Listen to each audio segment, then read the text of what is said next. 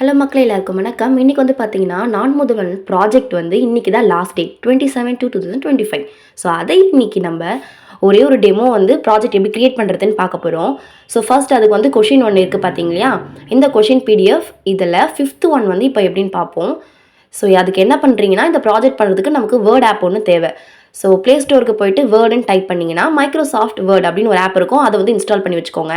இப்போ இந்த கொஷின் எடுத்து ஸ்க்ரீன்ஷாட் எடுத்து வச்சுக்கோங்க. இதை அப்படியே கூகுள் குரோம்குள்ளே போயிட்டு ஸ்கேன் எடுத்து இந்த இமேஜை ஸ்கேன் பண்ணுங்கள்.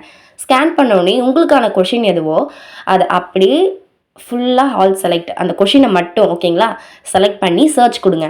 நீங்கள் கூகுள்லேயும் சர்ச் பண்ணலாம். அப்படி இல்லைன்னா இந்த டெக்ஸ்ட்டை அப்படியே காப்பி பண்ணி மெட்டாலியோ இல்லைன்னா வேறு ஏதாவது சாட் ஜிபிடியில் போட்டிங்கன்னா இன்னும் கூட ஈஸியாக இருக்கலாம். ஓகேங்களா? ஸோ அதை அப்படியே சர்ச் கொடுத்துட்டு இதை வரதை இப்போ நம்ம என்ன பண்ண போகிறோம்னா வேர்டில் எடுத்துகிட்டு போய் பேஸ்ட் பண்ண போகிறோம்.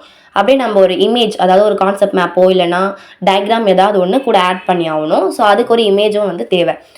இப்போது என்ன பண்ணுறோன்னா இதே மாதிரி சர்ச் பண்ணி வச்சாச்சா, இப்போ வந்து வேர்ட் ஆப்பை வந்து எடுத்துக்கோங்க. ஸோ இந்த மாதிரி இன்ஸ்டால் பண்ணது வந்து மேலே லோகோ இருக்கும், பார்த்து வச்சுக்கோங்க. ஸோ வேர்ட் ஆப் எடுத்த உடனே ஒரு சில அக்செப்ட் அண்டு டெனி அதெல்லாம் கேட்கும்.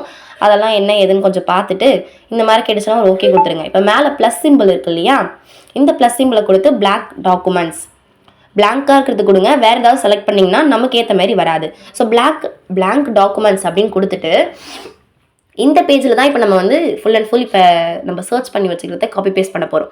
இப்போ இது லாஸ்ட் டேட்ன்றதுனால தான் இன்னும் முடிக்காதவங்களுக்கு இந்த ஸ்டெப்ஸு.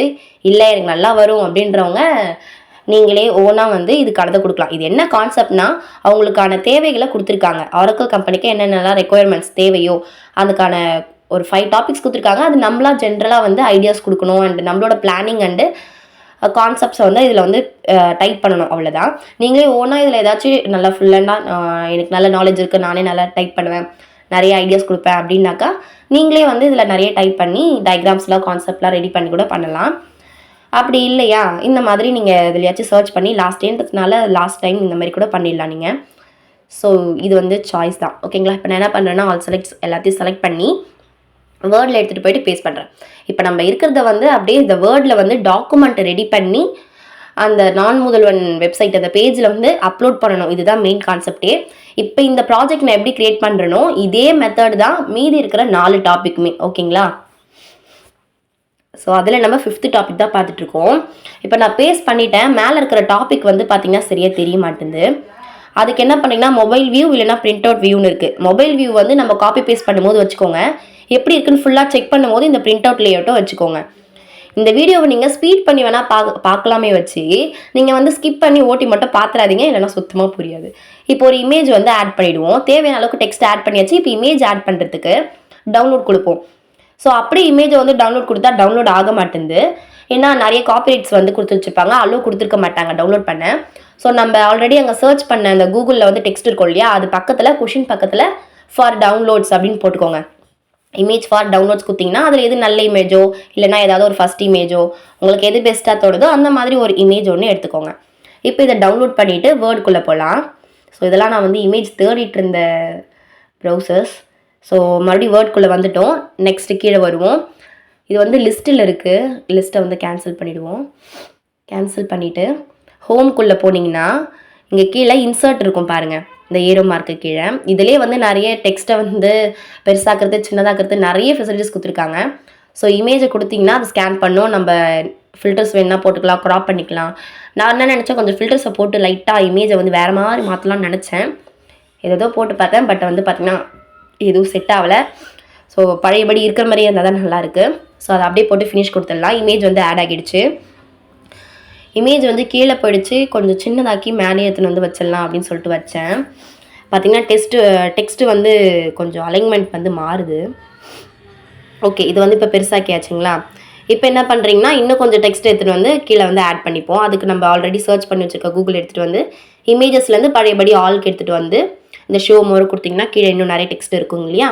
ஸோ அதுக்குள்ளே அப்படியே தள்ளிட்டு வந்தீங்கன்னா எது பெஸ்ட்டாக இருக்குது, இந்த ஹவு இட் ஒர்க் இந்த டாபிக் கொஞ்சம் நல்லா இருக்குது. ஸோ 5 டாபிக்ஸ் வந்து இதில் கொடுத்துருக்காங்க. கீழே இருக்கிற பெனிஃபிட்ஸும் சேர்த்திங்கன்னா டெக்ஸ்ட்டு ரொம்ப பெருசாக இருக்கும். 3 பேஜ் வரும்னு நினைக்கிறேன் டாக்குமெண்ட்ஸு. ஸோ அதனால் நான் பெனிஃபிட்ஸ் மட்டும் வேணாம், அதை ஸ்கிப் பண்ணிடுறேன். வேணுன்னா நீங்கள் எடுத்துக்கலாம். ஸோ இந்த 5 டாபிக்ஸ் நான் வந்து எடுத்துக்கிறேன். ஸோ நீங்கள் பண்ணும்போது வேறு ப்ரௌசரில் சர்ச் பண்ணி எடுத்திங்கன்னா இன்னும் கொஞ்சம் பெட்டராக இருக்கும். மெட்டாவில் இல்லை ஒரு ஐடியாக்காக இது நீங்கள் பார்த்துட்டு கூட நீங்களே கூட கொஞ்சம் இதை லைட்டாக சேஞ்ச் பண்ணி கூட பண்ணிக்கலாம்.